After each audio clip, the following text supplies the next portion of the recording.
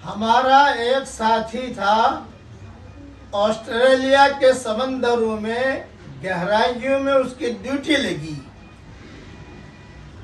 تو اس نے کہا میں جب بھی وہاں گہرائیوں میں نیچے جاتا تھا کبھی بھی میری کوئی نماز قضا نہیں ہوئی ہے۔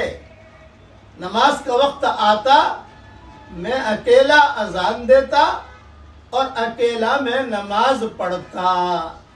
کبھی کبھار 2-4 ساتھی اور ہو جاتے، سب کی ڈیوٹی ایک ہی جگہ لگتی تو ہم جماعت کے ساتھ بھی سمندر کی گہرائیوں میں نماز پڑھتے۔ کبھی بھی ہم نے نماز قضا نہیں کی ہے۔ یہ ہے سمندروں کی گہرائیوں کا دین۔ حضرت مولانا یوسف صاحب رحمۃ اللہ علیہ فرماتے تھے دعوت اور تبلیغ کا کام اگر صفات اور اخلاص کے ساتھ کرو گے تو فضاؤں میں بھی دین آئے گا اور سمندر کے گہرائیوں میں بھی دین آئے گا۔ شرط یہ ہے کہ دعوت اور تبلیغ کا کام اخلاص کے ساتھ اور صفات کے ساتھ کیا جائے۔ اللہ تعالی ہم سب کو نماز کی ادا کرنے کی توفیق عطا فرمائے، آمین۔